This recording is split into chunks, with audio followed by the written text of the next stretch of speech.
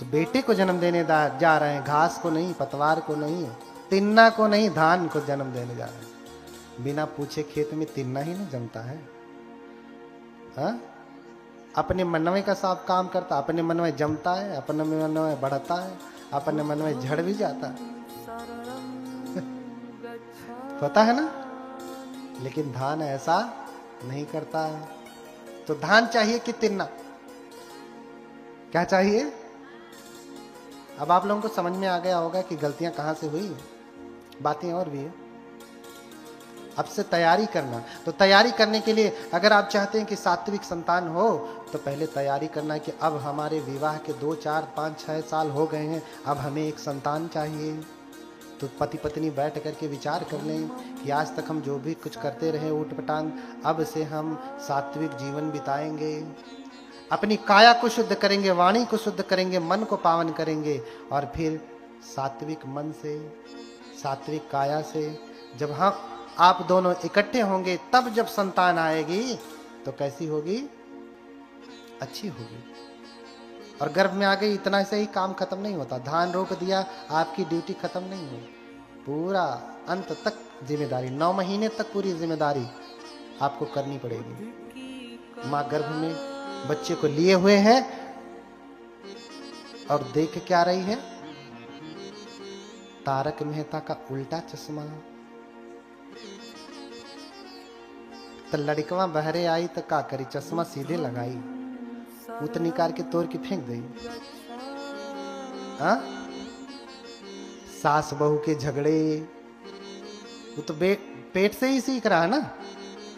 आपने एक कथा सुनी होगी कि अभिमन्यु गर्भ में थे तो कथा सुना, उनके पिता चक्रव्यूह तोड़ने की कला सिखा रहे थे। माता सो गई तो बेटा भी सो गया। हाँ? इसलिए अंतिम व्यूह तोड़ना उन्होंने गर्भ में सीखा नहीं, क्योंकि मां सो गई तो बच्चा सो गया। हाँ? ये सारी कथाएं पहले से ही प्रेरित है यहाँ पे। इसलिए आप इसे ठीक करें, क्योंकि आप जो खाती हैं, कल हमने बताया मनोसंचेतना आहार, कबली का आहार तो आप ठीक लेते हैं, लेकिन मन का आहार ठीक नहीं लेते। क्योंकि हम जो भोजन करते हैं ना, उसका सत्व आप ही को नहीं जाता, आपके बच्चे को भी जाता है। आपने सेब खाया तो आपके शरीर को ही नहीं गया, किसको गया? बेटे को भी गया, बेटी को, जो भी है संतान आपके घर में, उसको भी गया। ऐसे ही आपने क्रोध किया तो क्रोध आप ही नहीं कर रही, क्रोध का संस्कार किसको जा रहा है? बच्चे को भी जा रहा है। जैसे जो मां गर्भवती है, पति बड़ा बदमाश है, डरा धमका के रखता है, मारता पीटता है, पत्नी हमेशा डरती रहती है, तो उसका बेटा भी पेट से ही डरपोक हो जाएगा। क्या हो जाएगा? क्योंकि मां डर रही है, तो मां डर रही है, तो मां के द्वारा जो है नाभि से बच्चा भी जुड़ा हुआ है। मां डरेगी तो बच्चा भी डरेगा। डरना वो गर्भ से ही सीख के आ रहा है। इसलिए बुद्ध कहते हैं, बुद्ध के शब्दों में, आज की भाषा में कहूं तो आप गर्भ से ही आईएएस पीसीएस पैदा कर सकते हैं। आईएएस पीसीएस गर्भ से ही पैदा कर सकते हैं। बस आपको समझना पड़ेगा।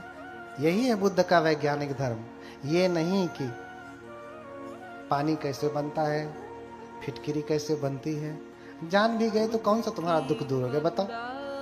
पानी H2O है, हाइड्रोजन का 2 अणु, ऑक्सीजन के 1 अणु। जान गए तो बताओ कौन सा दुख खत्म हुआ? नहीं ना खत्म हुआ। ये विज्ञान जाने तो आपका दुख खत्म होगा ही, जो बच्चों से इतने परेशान रहते हैं। कल को नहीं तो बच्चे को लेके आएंगे, कहेंगे बनते जी तो हमारा लड़का, इसको कुछ कहिए, कोई मंत्र फूंकिए कि ये ठीक हो जाए। अरे बेंगवा तो पहले ही गड़बड़ कह देला तो हम का ठीक कर? हाँ? फसल तो पहले ही गड़बड़ है ना। इसलिए चारों नियम को ध्यान में रखें। पूरे गर्भ में 9 महीने कोई मजाक नहीं है। संतान को जन्म देना कोई मजाक नहीं है। मजाक करेंगे तो मजाक ही पैदा होगी। देखिए आजकल बच्चे गर्भ से ही पैदा हो रहे तो एकदम कमर हिलाने वाले। क्यों? विद्वान कम, कमर हिलाने वाले ज्यादा हो रहे हैं। ऐसा क्यों? क्योंकि आज घर घर में मोबाइल है और हर माँ वही कमर हिलाने वाला देख रही है, बेटा भी गर्भ में देख रहा, बाहर निकलते ही कुछ सिखाना उखाना नहीं, बस खाली म्यूजिक बजाइए, वो तो पहले ही सीख करके आया। हाँ, छोटे छोटे बच्चे ऐसा कमर हिलाते हैं कि क्या कहेंगे। छोटे छोटे बच्चे आईएएस नहीं बन रहे हैं, लेकिन बढ़िया बढ़िया डांसर हो जा रहे हैं। हाँ, जो डांसर होने के लिए दसों वर्ष लगते थे, आज वो वर्ष भर भी नहीं लगता, वो हो जा रहा है। क्यों? क्योंकि आप मन से वो आहार दे रही हैं गर्भ में ही। अगर आप ज्ञान का संस्कार गर्भ से देंगी तो बच्चा गर्भ से ज्ञानी नहीं होगा। हाँ, होगा। इसलिए आप सीखें भगवान बुद्ध की कथा, आपके जीवन के लिए सार्थक कैसे होगी, ऐसे ही होगी कि बुद्ध कैसे पैदा हो रहे हैं, सिद्धार्थ गौतम कैसे पैदा हो रहे हैं। अब 9 महीने माता ने गर्भ में धारण किया, ये सारे नियमों का पालन किया। मोटे मोटे मैं आपको बताया हूं, क्योंकि समय कम है, कथा मात्र 3 दिन की है। जब 7 दिन की लगेगी तो थोड़ा सा और बड़ा करके बताऊंगा, है ना। अभी इतना है। तो गांव में पहले पत्र लिखते थे तो क्या कहते थे, थोड़ा लिखना ज्यादा समझना। तो मैं कह रहा हूं थोड़ा कहना ज्यादा समझना, आप समझ लीजिए। लेकिन माता महामाया 10 महीने बच्चे को गर्भ में धारण करती हैं। सभी माताएं 9 महीना जैसे ही शुरू होता है, उस 9 महीने में ही बच्चे को जन्म दे देती हैं। 8वां महीना पूरा हुआ कि 9वें महीने में बच्चे को जन्म दे देती हैं। लेकिन बोधिसत्व की माता 9 महीने में जन्म नहीं देती, 10 महीने में जन्म देती है। 9 महीना पूरा होने के बाद 10वां महीना भी पूरा होने वाला होता है, तब जाकर के जन्म देती हैं। तो जब 10 महीने पूरा हुआ तो माता महामाया अपने पति से कहती हैं, 10वां सावसानम ही रण्यो देवी कथे सिदम मह्यम याति घरम देवम गंतुमिच्छम हमिति। हे राजन, मेरे गर्भ को 10 महीने हो गए हैं, मैं अपने मायके जाना चाहती हूँ। जब माँ गर्भवती होती है तो मायके जाती है ना। क्यों जाती है? माई ज्यादा ख्याल रखती है ना, इसलिए। ये पहले से ही चला आ रहा है कि ध्यान नहीं रखती थी। हाँ, लेकिन उस समय उनकी सास भी नहीं थी, इसलिए वो अपने मायके जाना चाहती हैं। हाँ, अपने मायके जाना चाह रही हैं। मह्यं याति घरं देवम गंतुमिच्छम हमिति, मैं अपने मायके जाना चाहती हूँ। तो राजा ने सारी व्यवस्था करवा दी 10 महीने में, और पूरे साज सज्जा के साथ, राजसी सुरक्षा के साथ माता महामाया देवदह के लिए प्रस्थान कर जाती हैं। कपिलवस्तु से देवदह, क्योंकि उनका घर तो वहीं है ना। और जब जाती हैं तो रास्ते में लुम्बिनी वन पड़ता है। लुम्बिनी वन, जहां से हमारे परम पूज्य बनते आए हैं, लुम्बिनी से, वहीं से आए हैं। अब वहां बड़े बड़े विहार हैं भगवान बुद्ध के। रास्ते में लुम्बिनी वन पड़ता है तो वहां बहुत सारे सुंदर पुष्प थे, वृक्ष थे, बड़ा सुंदर वन था। माता महामाया को बड़ा सुंदर लगता है, तो निवेदन करती हैं जो पालकी लेकर के चल रहे थे उनको कि यहीं रोको, मैं थोड़े देर यहाँ पे भ्रमण करूंगी, क्योंकि वन बड़ा सुंदर है, सुंदर फूल खिले हैं, सुंदर फूल सुगंधित हो रहे हैं। माता उतरती हैं, 10वां महीना पूरा ही हो रहा है। इतना उन्हें अच्छा लग रहा है, एक शाल वृक्ष की टहनी ऐसे लटकी हुई थी। ऐसा वर्णन मिलता है मानो देवताओं ने टहनियां लटका दिया, लटकी थी पहले से। कभी कभी किसी चीज का व्यक्तिकरण किया जाता है अलंकार में, आपने पढ़ा होगा, पर्सनिफिकेशन अलंकार जो होता है। हाँ? व्यक्तिकरण कर दिया जाता, किसी बात को कहने के लिए व्यक्ति का रूप दे दिया जाता है। जैसे हवा ने अग्नि से कहा, अब हवा किसी अग्नि से कहेगी नहीं ना, व्यक्तिकरण, उसका व्यक्तिकरण कर दिया गया, पर्सनिफिकेशन कर दिया गया। ठीक है। तो मानव देवताओं ने टहनी लटका दी और इतना सुंदर माता ऐसी टहनी जैसे ही पकड़ती हैं तो फिर वर्णन मिलता है, मानो फिर देवताओं ने टहनी ऐसे ऊपर खींच लिया और माता टहनी पकड़ी है। जैसे ही टहनी ऊपर जाती है, जाहिर सी बात है गर्भ से है, हाथ को छोड़ा नहीं, हाथ से टहनी पकड़ी है और जैसे ही शाखा ऊपर गई तो झटका कहां पे लगता है? गर्भ में, और उनको प्रसव वेदना शुरू हो जाती है। तुरंत उनकी जो नौकरानियां थी, सेविकाएं थी, वहीं पे कनात घेर देती हैं। ऐसा वर्णन मिलता है कि शाखा छोड़ा नहीं उन्होंने, शाखा पकड़ी ही है और पकड़े ही पकड़े, खड़े ही खड़े, सीधे सीधे माता ने अपने पुत्र को जन्म दिया। बोलिए भगवान बुद्ध की। शाल वृक्ष की शाखा को पकड़े पकड़े माता ने बच्चे को जन्म दिया। और जन्म देती है तो कैसे बच्चा बाहर आता है? जैसे जब भी कोई बच्चा बाहर आता है तो जॉनसन्स बेबी पाउडर लगा के आता है क्या? गंदगी के साथ आता है ना, बाद में भले पाउडर लगाया। तो जायंती शेष मनुषा मलमक्खी तंगा जातोपने संपवरो दीपदान मिंदो।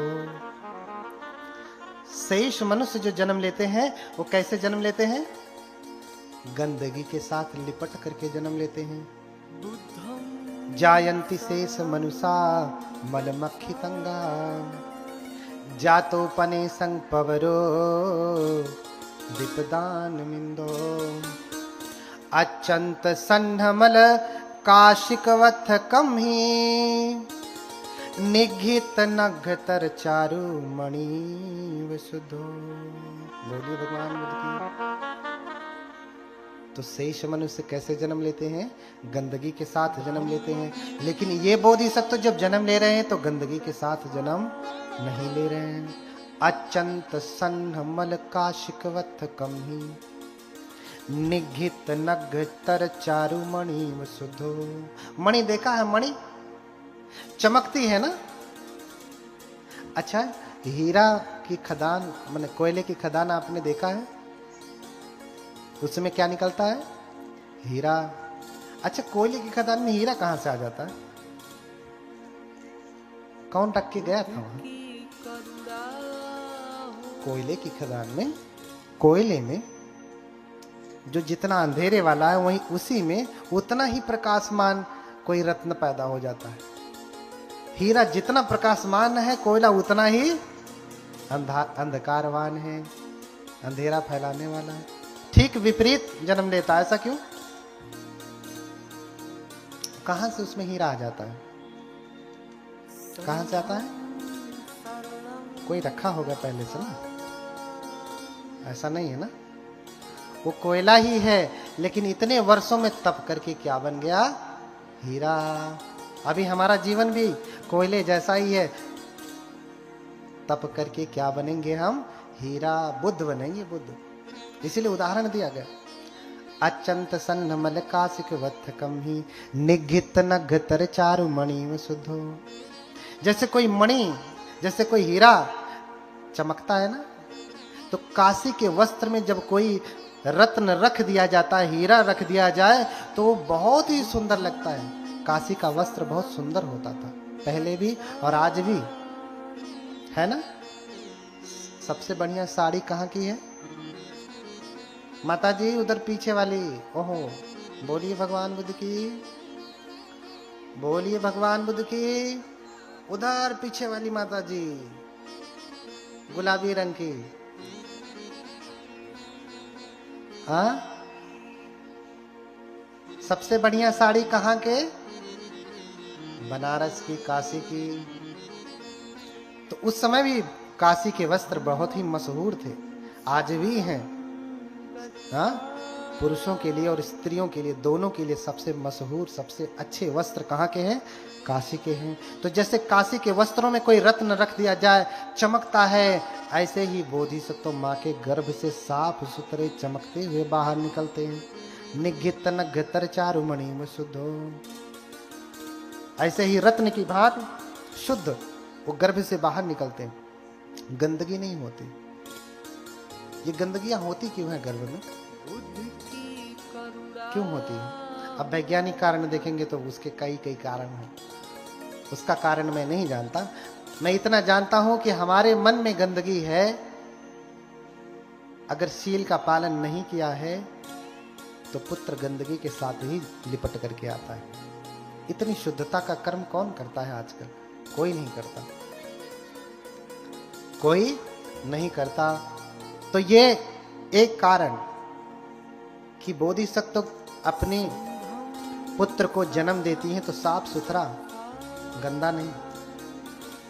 जॉनसन्स बेबी पाउडर लगा करके, तेल लगा के, मालिश करके तब बाहर निकलता है वो, ऐसा समझिए आप। और जब बोधिसत्व जन्म लेते हैं तो कैसे जन्म लेते हैं? सीधे सीधे। सीधे सीधे कैसे जन्म लेना होता है? देखिए, सब माताएं सही सही जानते होंगे, हम जानते हैं। आज तक जो भी जानते रहे हैं, 7वां दिन जैसे पहुंचती हैं और भी बिगड़ जाती है, भयंकर रूप से बीमार हो जाती हैं, भयंकर रूप से बीमार हो जाती हैं, अब मरने वाली हैं। और कहते हैं कि 8वें दिन में माता महामाया अपने शरीर को त्याग देती हैं। अभी बच्चा 7 ही दिन का है, 7 दिन जैसे ही पूरा हुआ, माता ने अपने शरीर को त्याग दिया। ये तो बच्चा कोई शुभ नहीं होगा ना।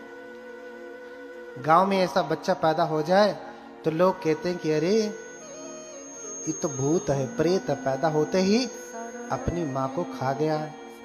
लड़की हो तो और बुरा हो जाता, ये तो डाइन है, पैदा होता ही खा गई, ऐसा कहते हैं ना। ये बड़ी गलत धारणा है। सब लोग अपने अपना आयु संस्कार लेकर के आते हैं। किसी के जन्म लेने और मरने से मैं तो चाह रहा हूं आप मर जाएंगे नहीं ना। मर जाइए, आप मुझे चाहिए मैं मर जाऊं, मर जाता हूं, नहीं मर सकता। मुझे जब मरना है मैं तभी मरूंगा। आपके चाहने न चाहने से मरने वाला नहीं। मेरे शुभ अशुभ का आपके ऊपर प्रभाव पड़ने वाला नहीं। 7 दिन के बाद ही माता अपने शरीर को त्याग देती हूं, मर जाती हूं। और कहते हैं देवलोक में चली जाती है मरने के बाद। क्योंकि अभिधर्म का उपदेश, बुद्ध का जो त्रिपिटक है, सूत्र विनय अभिधम, सूत्र विनय का उपदेश तो धरती पे हुआ है, अभिधर्म का उपदेश धरती पे नहीं हुआ है। अपनी माता को बाद में जब बुद्ध बनते हैं तो उपदेश देते हैं और फिर संकिसा उतरते हैं। आगे की कथा में बताऊंगा। देवलोक चली जाती हैं। अभी प्रश्न होगा, सुतस्य किम कारणम यदि सर्वज्ञ मातारम चरमे 7वें दिवसे माता जहति जीवितम। इसका कारण क्या है कि 7 ही दिन के बाद माता मर जाती है? बताइए। अगर बच्चा बुरा नहीं है तो माँ क्यों मर गई भाई? अगर बच्चा पुण्यवान है तो माँ को जीना चाहिए, लेकिन माँ जीती नहीं।